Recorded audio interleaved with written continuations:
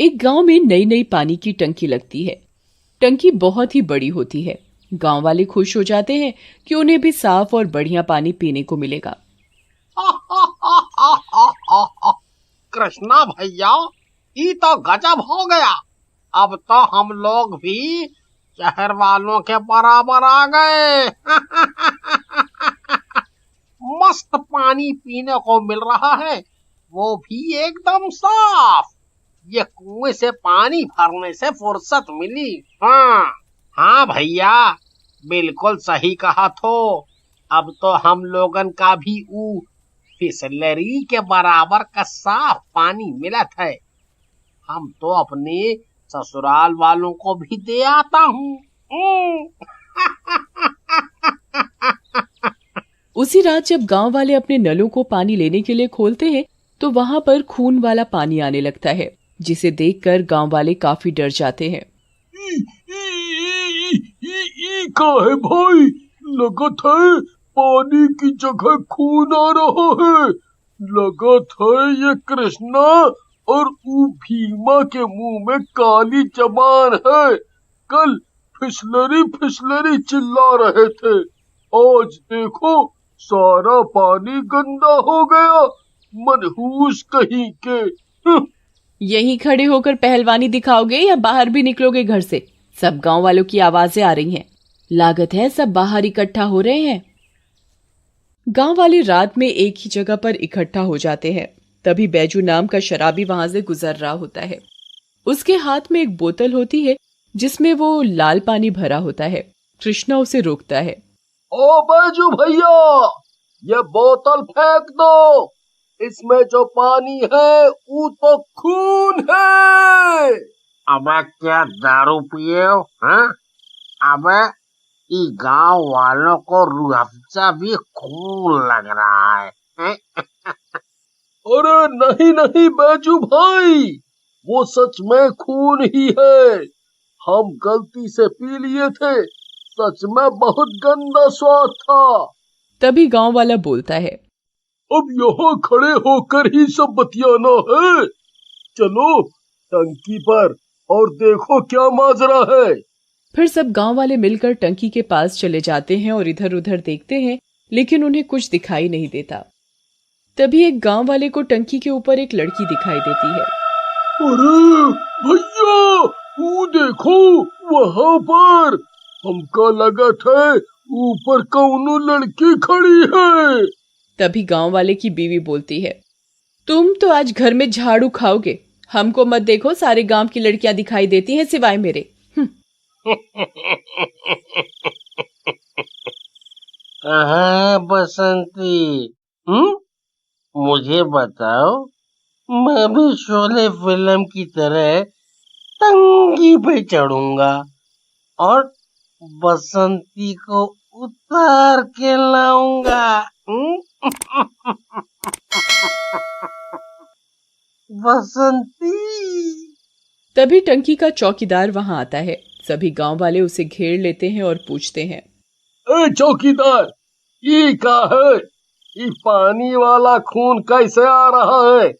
बताओ हम सब लोगों का।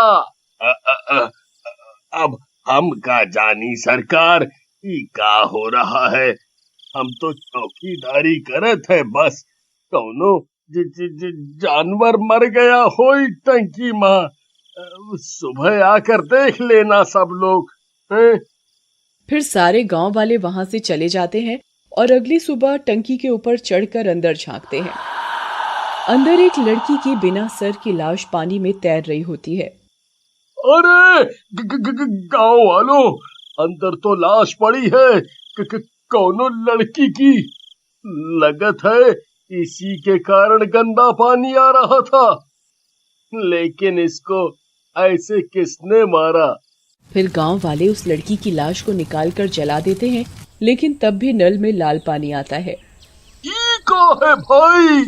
इससे अच्छा तो हमारा कुआं ही था, फिर से लाल पानी। चलो बाहर देखता हूँ। लेकिन जैसे ही भीमा बाहर निकलता है, वहाँ एक चुड़ैल आ जाती है। चुड़ैल का सर चुड़ैल के हाथ में होता है। आ गया, तू ही मेरा पहला शिकार बनेगा, पहला शिकार। अरे ऐसा कैसे शिकार बनेगा? हम कोई हलवा है क्या जो कोई भी खा जाएगा? हमारी गलती क्या है? तेरी गलती? हाँ, बताऊंगी तेरी गलती, थोड़ा सब्र तो रख। ऐसा कहकर चुड़ैल उसे एक रस्सी से बांध लेती है और उड़ाकर पानी की टंकी में लेकर चली जाती है। ये सब घटना बैजू शराबी देख लेता है और अगले दिन गांव वालों को बताता है। अरे भैया, कल तो एक चुड़ैल आई थी और भीमा भाई को उठा कर ले गई। क्या बात कर रहे हो बैजू भाई? आपने सच में देखा था ना? क्यों कृष्णा, तुम भी ना कहा इस शराबी की बात पर विश्वास कर रहे हो?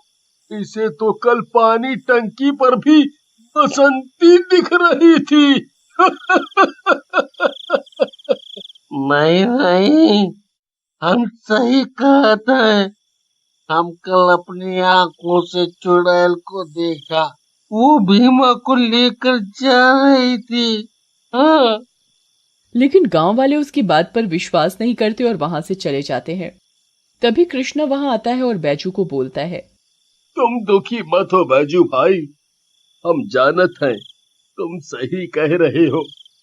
वो कोई चुड़ैल ही होगी, नहीं तो रोज रात को ये खून वाला पानी क्यों आता?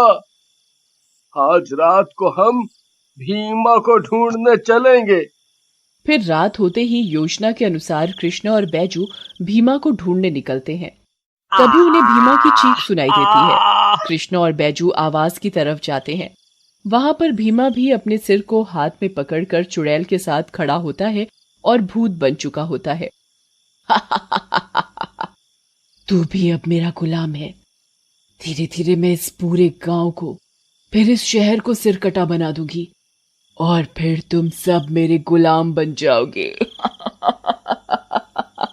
जी मेरी मालकिन, आपको मैं इस दुनिया की सबसे ताकतवर चुड़ैल बना दूंगा।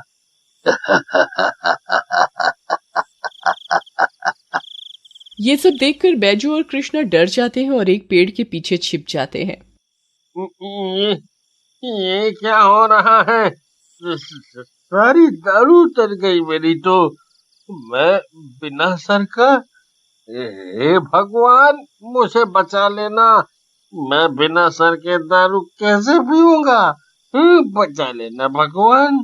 चुप करो बैजू भाई, एक तो नशा करते हो, ऊपर से मरने के टाइम भी तुम्हें वही सूझ रहा है। जिंदा रहे तभी तो नशा करोगे। फिर दोनों वहां से निकलकर सारी बात गांव वालों को बताते हैं।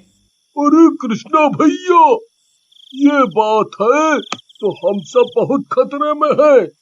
हमको जल्दी कुछ करना होगा। हम तो कहा था नदी किनारे वाले साधु बाबा के पास चलते हैं, उन्हें सारी बात बताते हैं। हाँ। फिर सारे गांव वाले मिलकर साधु बाबा के पास जाते हैं और उन्हें सारी बात बताते हैं। ये सब एक चुड़ैल कर रही है। वो इंसानों से अपना बदला ले रही है और ये चुड़ैल टंकी के चौकीदार की बेटी है। उसे कुछ दिन पहले कुछ दरिंदों ने मार डाला था और उसकी गर्दन काटकर उसकी लाश टंकी में डाल दी। अब चौकीदार सब गांव के लड़कों को मारना चाहता है, क्योंकि उसे पता नहीं कि उसकी बेटी की हालत ऐसी किसने की। चुड़ैल की खोपड़ी में ही चुड़ैल की सारी शक्ति है। बस तुम्हें उस खोपड़ी को गंगा जल में डाल देना है, चुड़ैल अपने आप ही जल जाएगी। लो। साधु बाबा उन्हें गंगा जल दे देते हैं। अरे ये चौकीदार तो जेम्स बॉन्ड निकला। इतना तो मैं दारू पीने के बाद भी नहीं सोच सकता। वाह भाई वाह। फिर गांव वाले चौकीदार के पास जाते हैं, लेकिन तभी वहां चुड़ैल भीमा के साथ आ जाती है। दोनों ने अपने सर अपने हाथ में पकड़े होते हैं। सारे आ गए एक साथ मरने। पहले मेरे पिता से दूर हटो। भीमा, जान ले लो इन सब की। अरे हमारी जान काहे ले रहे हो भीमा? हमारा तो लीवर वैसे ही सड़ गया है, कुछ दिनों में वैसे ही मर जाएंगे। चुड़ैल और भीमा को बैजू में उलझा देख कृष्णा डंडे से चुड़ैल के हाथ पर वार करता है। डंडा लगते ही चुड़ैल के हाथ से सिर छूट जाता है और गिर जाता है। कृष्णा जैसे ही उसे उठाने के लिए भागता है, उसके पैरों से चुड़ैल का सिर टकरा कर दूर चला जाता है। अरे कृष्णा, क्या रोनाल्डो बन रहा है? यहाँ जान पर आई है, सर पकड़ जल्दी से। ये क्या कर रहे हो दुष्टों? मुझे मारोगे?